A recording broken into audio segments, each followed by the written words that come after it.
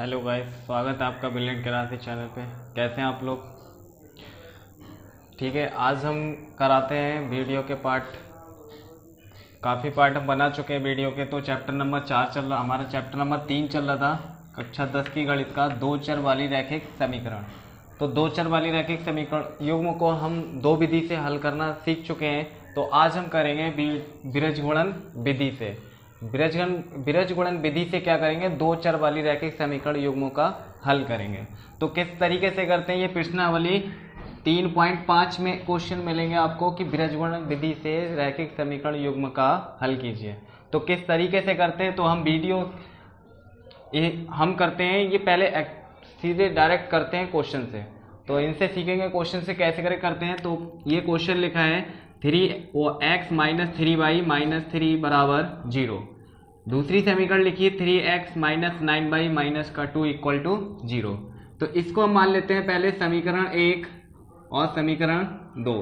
तो इन दोनों समीकरण को हम बीजगुणन विधि से हल करेंगे। तो किस तरीके से करते हैं वो सीखते हैं। ओके, तो पहले समीकरण को मान लेते हैं समीकरण 1 और इसे मान लेते हैं समीकरण 2। तो लिखेंगे समीकरण 1 बा 2, समीकरण 1 बा 2 में बीजगुणन विधि लगाने पर ऐसे भी लिख सकते हैं कि बीजगुणन विधि से समीकरण 1 बा 2 को हल करते हैं।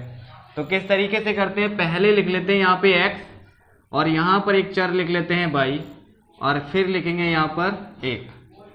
तो इसके बाद इनके नीचे बटा लगा लेते हैं, बराबर बटा बराबर। तो पहले लिखेंगे प्लस x, फिर लिखेंगे माइनस का y और प्लस का 1।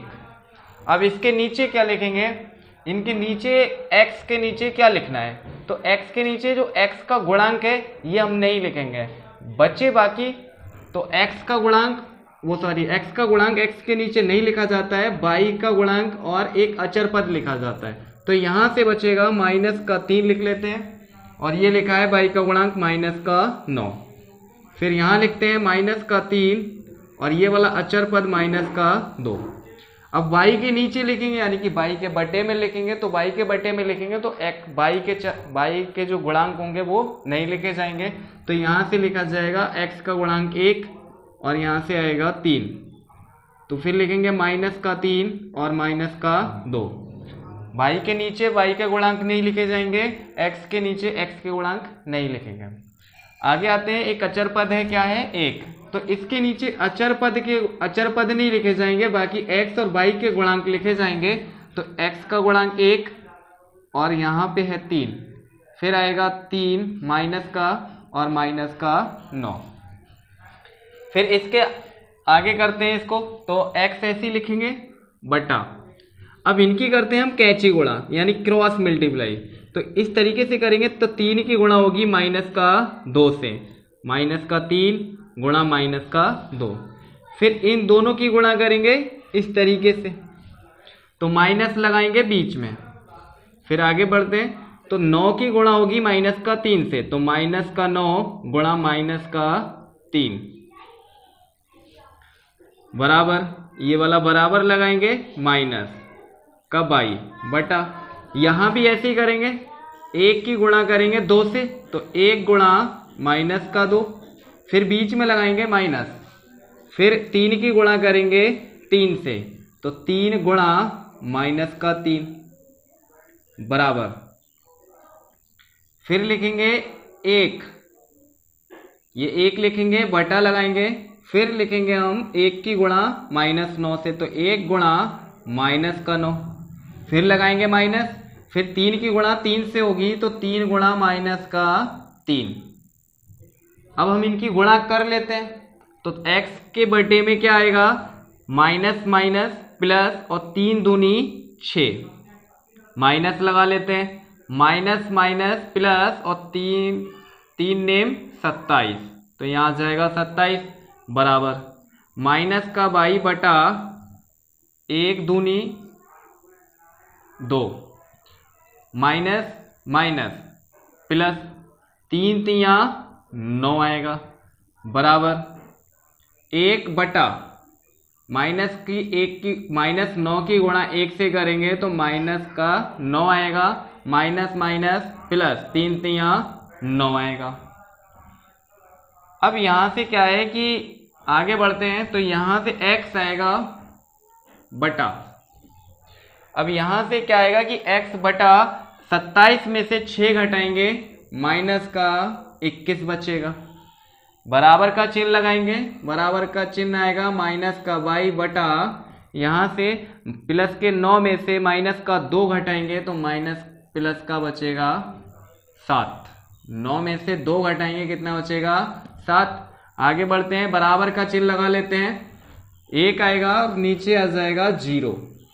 अब जब नीचे 0 आया इसके तो इसका मतलब ये हो गया अनंत, और अनंत जब आ जाता है तो इसका हम मान नहीं निकाल सकते, यानी कि ये असंभव हो जाएगा। क्या हो जाएगा? असंभव, यानी पॉसिबल नहीं है ये। ओके, तो ये जब बराबर में 0 आ जाएगा, यानी कि अचर पद के बराबर में बटे में 0 आएगा, तो उस सवाल के मान जो अचर हमें चर के मान निकालने होते हैं वो नहीं निकलेंगे, तो यहीं तक छोड़ देंगे क्वेश्चन को और लिख देंगे असंभव। ओके, और भी कराएंगे back to back question, channel के साथ बने रहिए। हेलो गाइस, अब हम करते हैं क्वेश्चन पहले का दूसरा, इसे भी बिरज गुणन विधि से करेंगे। तो पहला क्वेश्चन अभी हमने करा था तो इसका तो कोई हल नहीं आया था, तो हमने वहाँ पे लिख दिया था असंभव, तो वहाँ पे हम ऐसा भी लिख सकते हैं कोई हल नहीं। ओके, तो अब क्वेश्चन नंबर पहले का दूसरा पार्ट करते हैं। तो इसे मान लेते हैं समीकरण 1, लेकिन अभी नहीं मानेंगे जब तक कि दो घात बिरज गुणन विधि में राइट हैंड साइड में 0 होना चाहिए, लेकिन राइट हैंड साइड में इसमें 5 है और इसमें 8 है, तो बराबर में 0 होना चाहिए, तो आसानी होगी। तो हल करेंगे यहाँ से किस तरीके से करेंगे, तो 2x प्लस वाई माइनस का 5 इक्वल टू 0, यानी कि 2x प्लस वाई और ये प्लस का 5 है तो ये इधर आएगा, यानी कि इसकी साइड चेंज हो जाएगी। जब साइड चेंज करेंगे तो इसका चिन्ह भी क्या हो जाएगा, चेंज हो जाएगा। तो प्लस का 5 है तो इधर आके माइनस का 5 हो जाएगा, बराबर में क्या बचेगा 0। इसे लिख लेंगे समीकरण 1। फिर क्या लिखेंगे 3x प्लस का 2y, और ये वाला जो 8 था इसे भी हम इधर लेके आएंगे उठा के, यानी कि साइड चेंज इसकी भी कराएंगे। जब इसकी साइड चेंज होगी तो इसका चिन्ह भी चेंज हो जाएगा, तो माइनस का क्या आ जाएगा 8 बराबर 0। इसे लिख लेंगे समीकरण 2। अब देखो पहली समीकरण में क्या है कि बराबर में 0, दूसरी वाली समीकरण में क्या है बराबर में 0, तो हम अब इसे समीकरण 1 समीकरण 2 मान सकते हैं। आगे लिखेंगे क्या, बीजगुणन विधि से, बीजगुणन विधि से क्या होगा कि x लिखेंगे, y लिखेंगे और 1 लिखेंगे, बटा लगाएंगे बराबर, बटा लगाएंगे बराबर। अब यहाँ पहले प्लस फिर माइनस फिर प्लस, फिर इनके बीच जो चर है इनके नीचे इनके गुणांक लिखे जाते हैं। तो जिस चर के नीचे गुणांक लिखेंगे उस चर के गुणांक नहीं लिखे जाएंगे, यानी x के नीचे x के गुणांक नहीं लिखे जाएंगे, अचर पद और y के गुणांक लिखे जाएंगे।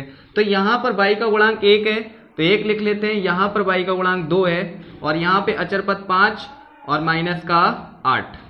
y के नीचे y के गुणांक नहीं लिखेंगे, x के गुणांक हो जाएगा 2 3, यहाँ से आएगा 5 और यहाँ से आएगा माइनस का 8। फिर 1 है तो ये अचर पद नहीं लिखा जाएगा, इसके नीचे x और y के गुणांक लिखे जाएंगे। तो x का गुणांक यहाँ कितना है 2 और यहाँ से आएगा 3, यहाँ से आएगा 1 और यहाँ से आएगा 2। अब वैसे ही हम क्रॉस मल्टीप्लाई यानी कैंची गुणा, दूसरे तरीके से हम कह सकते हैं कि कैंची गुणा करेंगे यानी क्रॉस मल्टीप्लाई, तो 8 की गुणा 1 से होगी और 2 की गुणा 5 से होगी। तो x के नीचे हम लिखेंगे किस तरीके से, x बटा और 1 की गुणा करते हैं माइनस का 8, तो 1 गुणा माइनस का 8, फिर बीच में लगाते हैं माइनस, फिर 2 की गुणा करते हैं माइनस 5 से, तो 2 गुणा माइनस का 5, फिर बराबर माइनस का y बटा। अब यहां से करते हैं 2 की गुणा किससे होगी 8 से, यहां भी क्रॉस मल्टीप्लाई करते हैं तो 2 की गुणा किससे हो जाएगी 8 से, तो 2 माइनस का 8, फिर माइनस लगाएंगे तो ये आएगा 3 की गुणा 5 से, तो 3 गुणा माइनस का 5 बराबर। 1 के नीचे भी हम इसी तरीके से कर लेते हैं, तो 2 की गुणा 2 से होगी तो 2 गुणा 2 माइनस 3 की गुणा 1 से करेंगे तो 3 गुणा 1।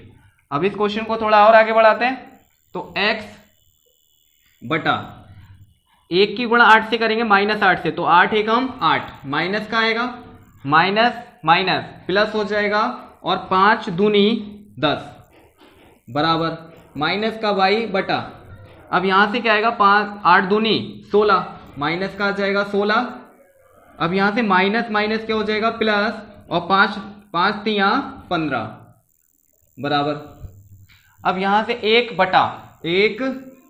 बटा 2 दूनी 4 और 3 एकम माइनस का 3। ओके, यहां तक समझ में आया। आगे बढ़ते हैं और, तो x बटा, अब कुछ नहीं है, बस घटाना है जोड़ना है, तो x बटा 10 में से 8 घटाएंगे कितना बचेगा 2 बराबर माइनस का y, 16 में से 15 घटाएंगे माइनस का 1 बराबर 1 बटा 1। अब इतना करने के बाद आगे थोड़ा सा दो स्टेप और है, आगे क्या करेंगे कि लिखेंगे अब यहाँ पे जब x बटा 2 बराबर 1, अब इसके नीचे 1 लगा के कैंची गुणा करेंगे, तो इस तरीके से 1 की गुणा x से करेंगे तो x आएगा, और 2 की गुणा 1 से करेंगे तो 2 एकम 2, एक आंसर x का मान ये आ गया। लिखेंगे जब, अब क्या, अभी हमने x बराबर ये रखा था, x बराबर 1 बटा 1 रखा था, अब लिखेंगे जब, तो x y का मान यहां रखेंगे, तो ये हो जाएगा माइनस का y बटा माइनस का y, माइनस का y बटा माइनस का 1 बराबर 1 बटा 1। तो अब करेंगे कैंची गुणा, तो माइनस का y बराबर, इधर गुणा करेंगे तो माइनस का 1, माइनस से माइनस हट जाएगा तो y बराबर आ जाएगा 1। तो ये होती है बृहज्गुणन विधि।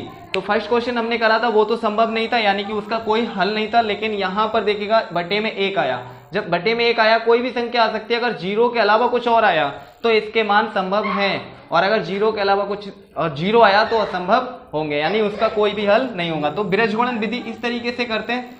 आगे और भी क्वेश्चन करेंगे, हमारे साथ बने रहिए। हेलो गाइस, अब हम करते हैं क्वेश्चन नंबर पहले का तीसरा पार्ट करते हैं। 2 पार्ट हम कर चुके हैं, यानी कि पहला और दूसरा क्वेश्चन कर चुके हैं, अब पहले का तीसरा पार्ट, तीसरा खंड करते हैं। तो तीसरे खंड को भी बृहज्गुणन विधि से, यानी इस एक्सरसाइज में जितने भी क्वेश्चन है आपको, तो जहां भी आपको लिखा हुआ मिल जाए कि 2 रैखिक समीकरण को बृहज्गुणन विधि से हल कीजिए, तो आपको इसी तरीके से करना है जैसे मैं अभी करा रहा हूँ। तो 2 क्वेश्चन करा चुका हूँ, अब क्वेश्चन करते हैं तीसरा। तो किस तरीके से, काफी हद तक सीख चुके हैं, तो वैसे ही इसे भी करेंगे। तो हम पहले क्या करते हैं कि समीकरण 1 और समीकरण 2 मान लेते हैं। तो समीकरण 1 अभी नहीं मान सकते, क्योंकि जब तक बराबर में 0 नहीं होगा, यानी कि राइट हैंड साइड में 0 होना चाहिए। तो दोनों समीकरण में देखिएगा 0 नहीं है, तो हम इसे लिख लेते हैं सही से। तो लिखेंगे 3x माइनस का 5y, अब इसे इधर लेके आएंगे 20 को, तो माइनस का आ जाएगा 20 इक्वल टू 0, यानी कि 3x माइनस का 5y माइनस का 20 बराबर 0।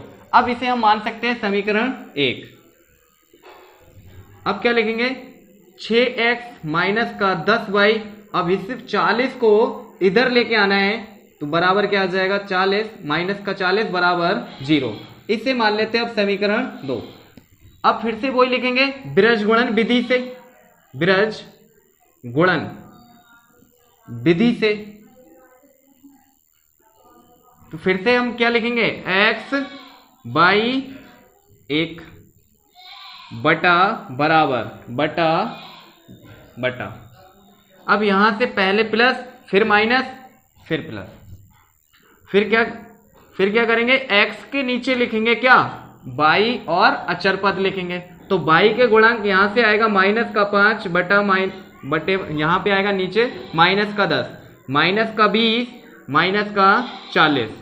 y के नीचे लिखेंगे तो y के गुणांक नहीं लिखेंगे, x के और अचर पद आएगा, तो x का गुणांक 3 आ जाएगा, यहां से आएगा 6 माइनस का 20 माइनस का 40।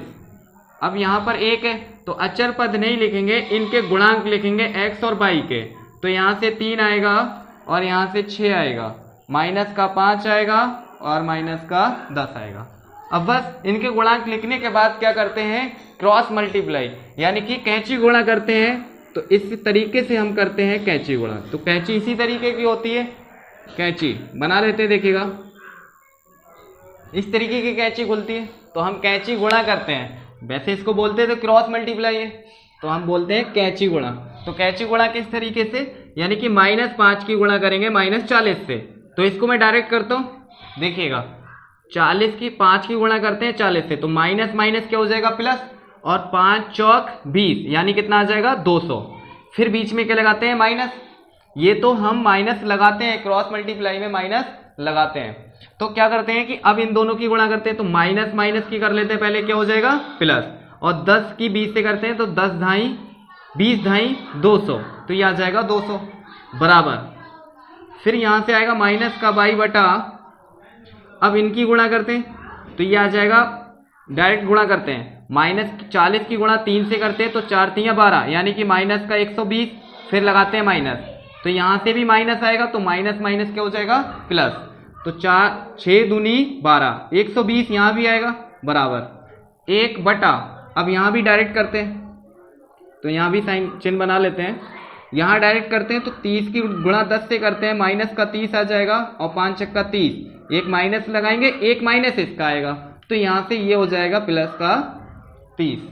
अब यहां से आगे बढ़ते हैं इसको, तो x बटा, यहां देखिएगा 40 200 में से 200 घटाएंगे क्या बचेगा 0 बराबर माइनस का बाई, और यहां से 120 है, 120 घटाएंगे तो क्या बचेगा 0।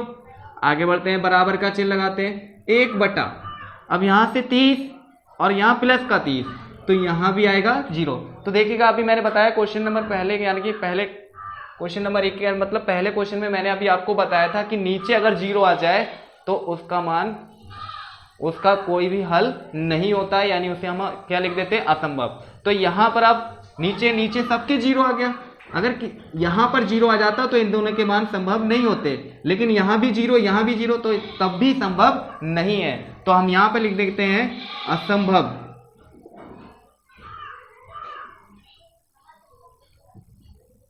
या ऐसे लिख दो, कोई हल नहीं है, या आप ऐसे भी लिख सकते हैं असंभव, यानी कि संभव नहीं है इनके मान, और ये ऐसे भी लिख सकते हैं आप, कोई हल नहीं है। Okay, thank you. अगर आप हमारे चैनल पे नए हैं तो सब्सक्राइब करें, बेल आइकन, और वीडियो अच्छी लगे तो लाइक करें और बेल आइकन दबाना ना भूलें। Okay, thank you.